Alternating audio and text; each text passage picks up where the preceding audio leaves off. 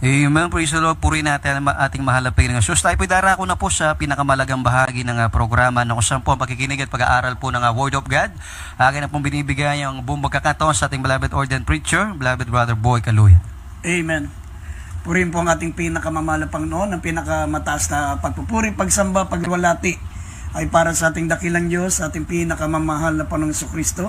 God bless you po sa ating beloved MC, beloved Paulo. At mga minamahal, ako po ay nagpupuri, nagpapasalamat sa ating pinakamamahal na Panginoon, sa lahat po ng ating mga webcast viewers, Luzon, Visayas, Mindanao, sa lahat ng mga minamahal nating mga kapatiran. At personal po ako nagpapasalamat sa ating beloved brother Oni. Once ako po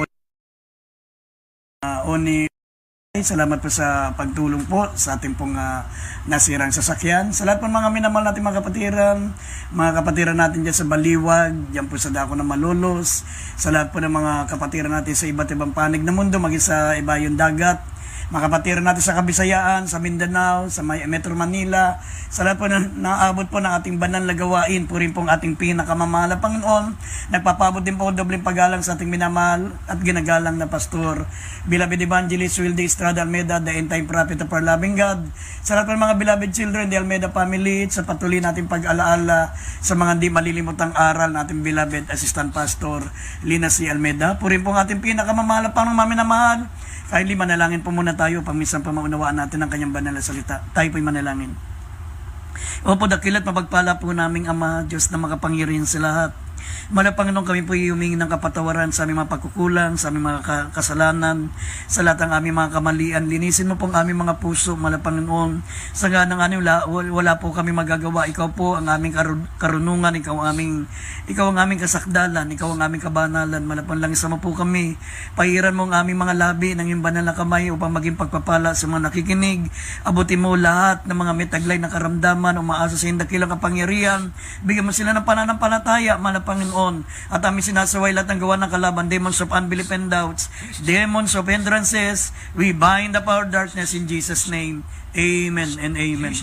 Purin po ating pinakamamahal para maminamahal. Kaya buksan po natin ang ating pambungad na talata dito sa unang Korinto 15, talatang 51 hanggang 53. Dito sa aklat ng unang Korinto, kabanata po 15, talatay 51 hanggang 53. Narito, sinasaysay ko sa inyo ang isang hiwaga. Hindi tayong lahat na nangatutulog, ngunit tayong lahat ay babaguhin. 52, sa isang sandali, sa isang kisap mata, sa huling pagtunog ng pakakak, sa pagkatutunog ang pakakak at ang mga patay ay mga bubuhay na maguli, na walang kasiraan at tayo babaguhin. 53, sapagkat kinakailangan na itong may kasiraan ay magbihis ng walang kasiraan, at itong may kamatayan ay magbihis ng walang kamatayan. Amen. Amen. Purin po ang ating pinakamamahal na Panginoon. Maminamahal ang ating pong paksa, pamamagatang po natin na what we must respond to the coming of our Lord Jesus Christ. Ano ang mga dapat nating maging tugon, maminamahal, sa nalalapit na pagbabalik ng ating mahal na Panginoon. Alam nyo mga minamahal, kung noon ang itinuturo po ng mga mananampalataya o itinuturo ng mga mangangaral, ng mga ibanghelista, ng mga mangangaral ng salita ng Diyos ay yung tinatawag na huling araw, ay yung pong end times. Maminamahal, ay ngayon po maminamahal, tayo po ay wala na sa end times. Tayo po maminamahal ngayon ay narito na po sa tinatawag na sense of urgency. Tayo po ay kinakailangang magmadali sa pagsusumikap na mapunuan natin ang ating mga pagkukulang sa paglilingkod sa Diyos. Sikapin na po natin, maminamal, tayo po ay nasa tinatawag na panahon na kailangan natin na pagsikapan na maging karapat-dapat tayo sa pagbabalik ng mahal na Panginoon, sapagkat anytime babalik ng ating pinakamamahal na Panginoon. Mga minamahal, nais ko pong ipaalam sa mga hindi pa nakakaunawa ng salita ng Diyos, sa mga tinatawag na unbeliever, gaya na nabanggit po natin, mga minamahal, babalik muli ang ating pinakamamahal na Panginoon. Ang ating Diyos, maminamahal, na ipinanganak 2,000 years ago sa isang hamak na sabsaban. Ang Diyos, maminamahal, na nagkatawan tao, na pako sa krus, namatay ng walang kalaban-laban sa krus, maminamahal, para iligtas tayo sa kasalanan. Babalik siya, maminamahal, bilang isang makapangyarihang hari ng mga hari. At ang sabi ng Biblia, naparito siya mga minamahal para sa araw ng paghihiganti. Ang sabi niya, in flaming fire, taking vengeance on them that know not God and obey not the gospel of our Lord Jesus Christ.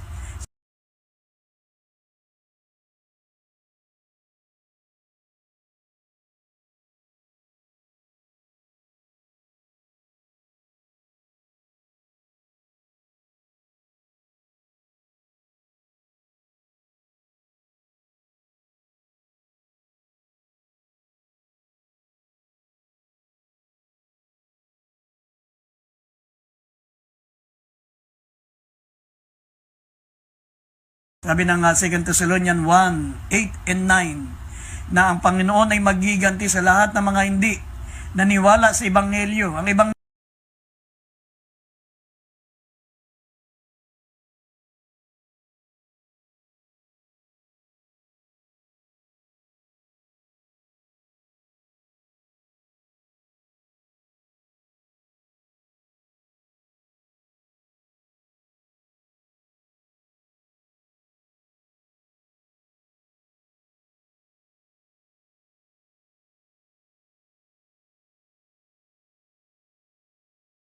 Ebanghelyo, ito po yung kamatayan ni Kristo, pagkalibing at pagkabuhay na maguli. Upang tayo po iligtas sa kamatayan at buhay na maguli.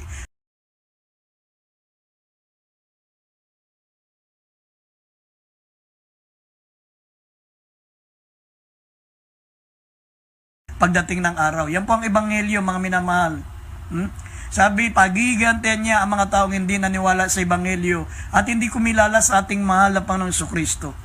Hindi naniwala ng ating mahal na Panginoong Jesucristo ay Diyos na nagkatawan tao para tubusin tayo sa ating mga kasalanan.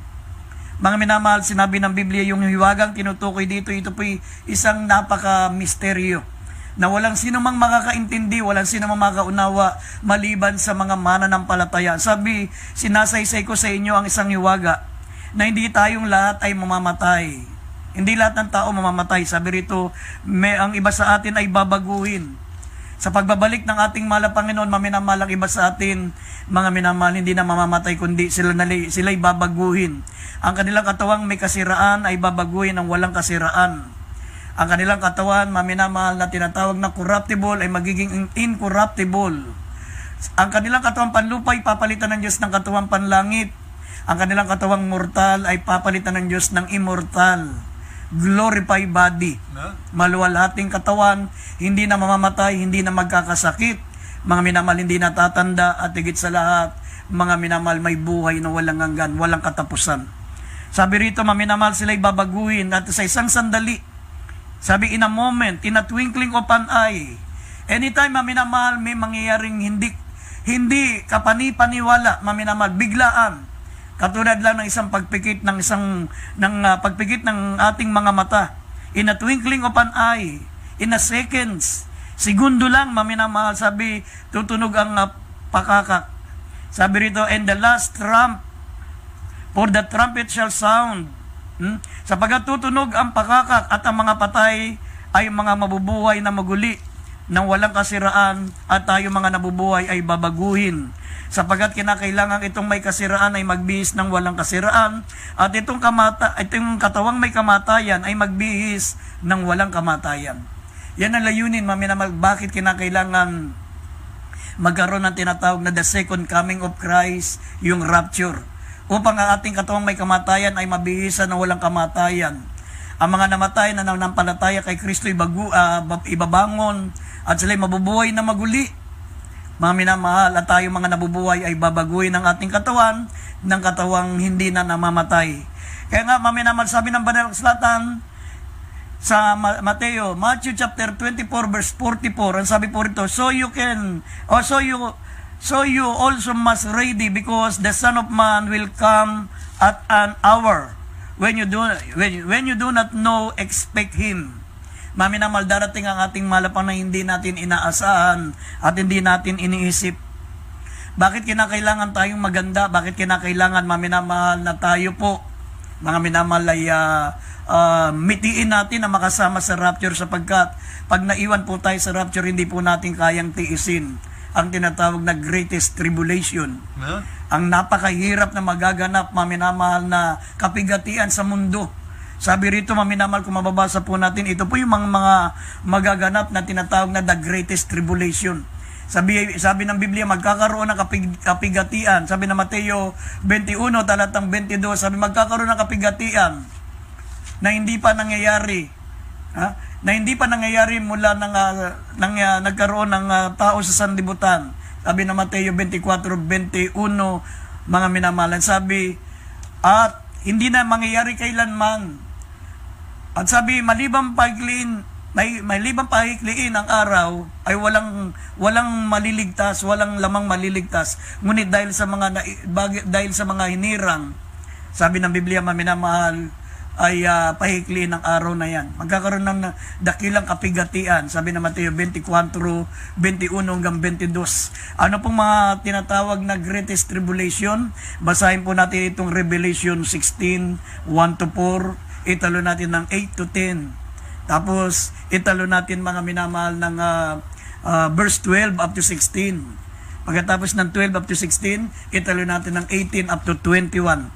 Kaya po medyo tinatalon-talon natin para maabot po natin yung oras natin, maminamal na 30 minutes. Basahin po natin yung mga talatangan. Ito po yung greatest tribulation na mangyayari after the rapture. Ito po isang hiwaga. Napaka-misteryo nito, mga minamal. Walang makakaalam nito maliban sa mga masugid na nakikinig ng salita ng Diyos at masugid na nagbabasa ng banal na kasulatan. Basahin po natin Revelation 16:1-4. Dito sa sunod ay 6-10, sunod ay 12-16, then 18-21. dito sa aklat po ng Apokalipsis, Kabanata 16, talatay 1 hanggang 4.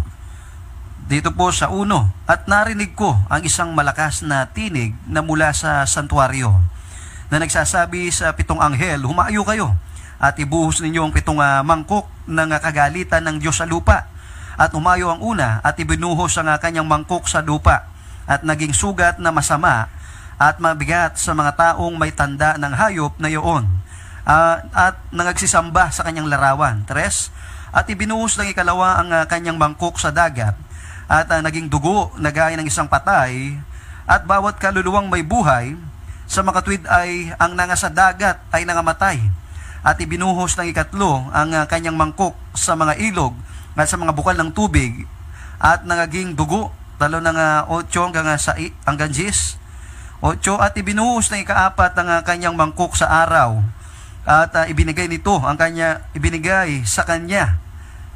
sa kanya ng masunog ng apoy ang mga tao, at nangamusong ang mga tao sa matinding init, at sila ay namusong sa pangalan ng Diyos na may kapangyarihan sa mga salot na ito, at hindi sila nangagsisi upang siya'y luwalhatiin. Sa 10, at ibinuhos ng ikalima ang kanyang mangkok sa luklukan ng hayop na iyon, at nagdilim ang kanyang kaharian, at nginat-ngat nila ang kanilang mga dila dahil sa hirap. Talo ng 12 hanggang 16. At ibinuhos ng ika-6 ang kanyang mangkok sa malaking ilog na Euphrates, at natuyo ang tubig nito upang mahanda ang dadaanan ng mga haring mula sa sikatan ng araw. At nakita kong lumabas sa bibig ng dragon, at sa bibig ng hayop, at sa bibig ng bulaang propeta, ang 3 espiritong karumaldumal na gaya ng mga palaka. 14, sapagkat sila ay mga espiritu ng mga demonyo na nagsisigawan ng mga tanda na pinaroroonan nila ang mga hari sa buong sanglibutan upang tipunin sa pagbabaka sa dakilang araw ng Diyos na makapangyarihan sa lahat. 15, narito, ako'y pumaparitong gaya ng magnanakaw, mapalad siyang nagpupuyat at nag-iingat ng kanyang mga damit, na baka siya'y lumakad na hubad at makita nila ang kanyang kahiyan. 16, at tinipon sila sa dako na Hebreo, na sa Hebreo na tinatawag na Armageddon. Sa 18, talang 18 hanggang 21, at nagkaroon ng mga kidlat at mga tinig at mga kulog, at nagkaroon ng malakas na lindol na di nangyari kailanman mula ng magkatao sa lupa. Isang lindol na lubang malakas, lubang kakilakilabot, at ang dakilang bayan ay nabahagi sa 3, at ang mga bayan ng mga bansa ay nangaguho. at ang dakilang Babylonia ay napag-alaala sa paningin ng Diyos upang siya bigyan ng inuman ng alak ng kabagsikan ng kanyang kagalitan. 20. At tumakas ang bawat pulo. Tumakas ang bawat pulo at ang mga bundok ay hindi nangasumpungan at malaking graniso na kasing laki ng talento ay lumagpak sa mga tao buhat sa langit at namusong ang mga tao sa Diyos dahil sa salot ng graniso sapagkat ang salot na ito ay lubang malaki. Amen. Amen. Amen. Yan po, mga minamahal, ang mga magaganap after the rapture. Sinabi ng banal na kasulatan, mga minamahal, ang mga tao ay magkakaroon ng sugat. Ito yung sugat nito, mga minamahal, yung pong talagang magiging kalunos yung kalagayan ng tao. Para po silang mga buhay na patay. Sila po katulad po ng zombie. Patulad sila ng zombie, epekto po, maminamahal ng tinatawag po na ng 666, yung tinanggap nilang 666. Ito po yung epekto, maminamahal. Magkakaroon po na ito ng side effect sa kanilang mga katawan at sila po magkakalasog-lasog ang katawan. Talagang wasak na yung kanilang katawan, buhay pa sila, magkakaroon sila ng mga sugat. Ang talagang matinding sugat na gaya ng zombie. Totoo po yung zombie, maminamahal, pero ang zombie sa Biblia, hindi yung galing na sa patay at nabuhay muli, inuud na yung katawan, hindi ganun. Ang zombie sa Biblia, yung mga buhay sila pero mukhang patay na. Lasog-lasog na yung katawan, wala nang mata, wasak na yung katawan, may pinsala na yung ulo, pero hindi pa rin sila mamamatay.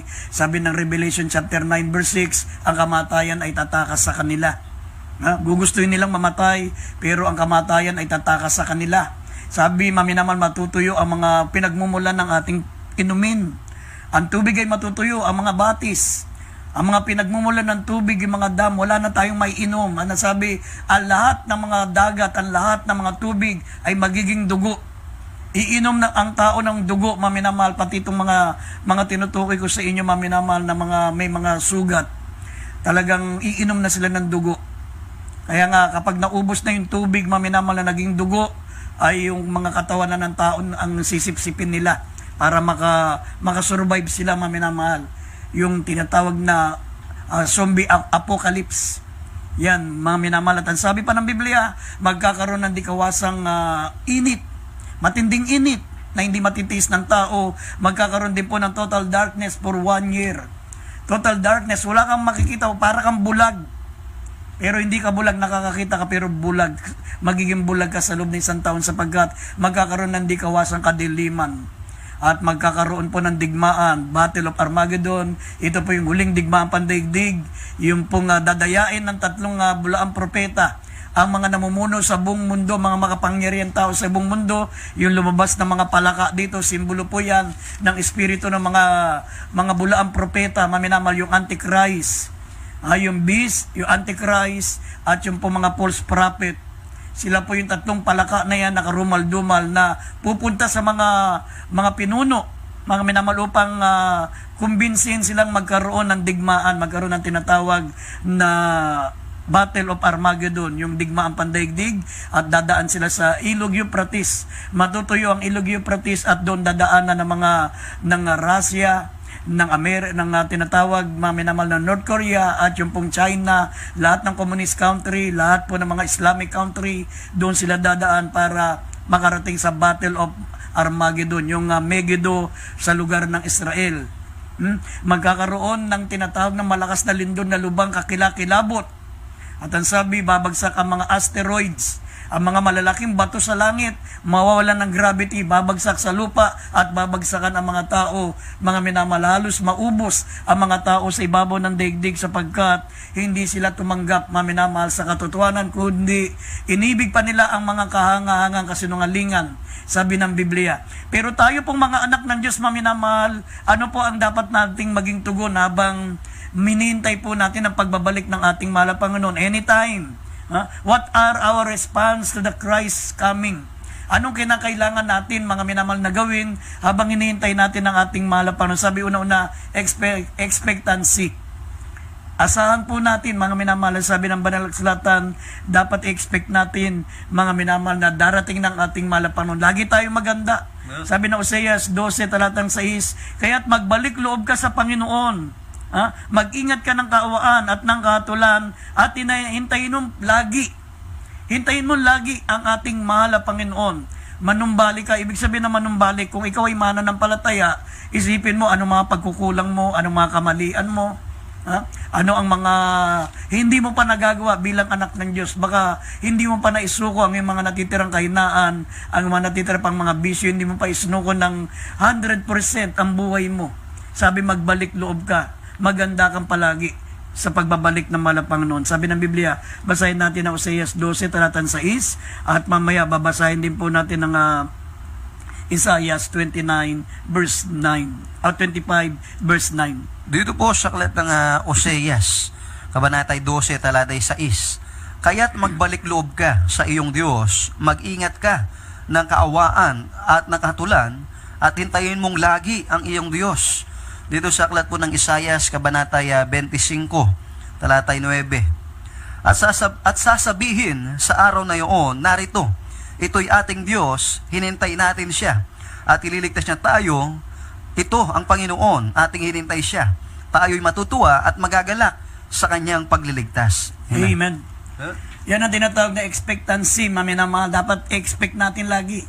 Hintayin natin may kapanapanabik ang pagbabalik ng mahal na Panginoon. Sabihin, hintayin natin siya. Tayo'y matutuwa, magagalak sa kanyang pagliligtas. Hintayin natin siya may kagalakan. Asahan po natin, mga minamahal, na babalik ng ating mahal na Panginoon. Dapat panabikan natin ang paghihintay sa Kanya. Kaya sinabi sa Biblia, mga minamahal, walang nakakaalam, maging ang anak ng tao, maging ang mga anghel sa kalangitan, kundi ang Ama sa langit. Kundi ang tanging Ama sa langit lang ang nakakaalam kailan babalik ang mahal na Panginoon para lagi tayo maganda. Sabi ng Oseas 12:6, hintayin mong palagi. Kasi pag mayroong specific na taon, specific na buwan, maminamahal ang mga mananampalataya o mga tao, maghihintay lang yan, panahon na malapit na. Halimbawa, sinabi ng Malapan October, dun palang magpapakainit yan. Ang pag sinabi ng Malapan darating sa December, mga minamal, dun palang magpapakainit yan December. Pero yung January hanggang November, mga minamal, magpapatumpik-tumpik yan. Ganun ang ugali ng tao. Mahilig sila sa tinatawag ng manyana habit. Yung mamayana. Mahilig sila, mga minamal, sa yung uling oras na. Yung tinatawag, mga minamal, na uling pagkakataon na lang yung last hour. Kung kailang last hour, tsaka magpaparehistro, kung kailang last hour, at tsaka gagawin yung gagawin nila. Ganun kasi ugali ng tao eh. Kasi sinabi ng mahal na Panginoon, walang nakakaalam. Maging ang anghel sa langit, maging ang ating malapang bilang tao, hindi niya alam. Bakit? Sapagat sinabi ng Biblia, hintayin mong palagi. Kaya nga't manumbalik kayo sa mahal na Panginoon Diyos, mag-ingat ka ng kaawaan, ng katulan, at hintayin mong palagi. Yan ang ibig sabihin ng expectancy. Maghintay ka palagi. Hindi lamang tuwing araw ng linggo, hindi lamang tuwing araw ng Miyerkules, araw ng Biyernes, palagi. Maminamal, ibig sabihin, lagi mong asahan, expect mo, maminamal, na buong bahagi ng buhay mo maging makabuluhan habang nandito ka sa mundo. Gawin mo, mga minamal, na yung maging epektibo ka habang ikaw, mga minamal, ay nandito sa lupa. Maging ilaw ka ng sanlibutan. Maging asin tayo ng lupa na ang salita natin ay magkaroon ng biyaya sa mga nakikinig sa pamagitan ng paghahayag natin ng mga salita ng ating mahal na Panginoon. Yan po ang expectancy. Yan ang ibig sabihin, mga minamahal, ng expectancy. Asahan natin. Anytime, mga minamahal, kahit mamaya. Hindi natin alam, mga minamahal, kahit hindi pa bumalik ang ating mahal na Panginoon, pwedeng pagtulog natin, hindi na tayo magising. Harap na tayo sa hukuman ng Diyos. Sabi, it is appointed unto men once to die, then after this the judgment. Kung hindi pa bumalik ang mahal na Panginoon, yung kamatayan natin, sabi, like a thief in the night. Paparito siya gaya na magnanakaw. Kaya nga, mga minamahal, kinakailangan mag-ingat ka. Sabi na nabasa natin sa Revelation kanina, 16 verse 15, mag-ingat ka. Sabi rito, mga minamahal, sapagat darating ang mahal na Panginoon gaya na magnanakaw. Mapapalad siyang nagpupuyat, nag-iingat ng kanyang mga damit, at baka siya'y lumakad na ubad at makita niya ang kanyang kakahiyan. Yan mga minamahal ang sabi ng Biblia. Kaya yan po ang una nating dapat gawin, expect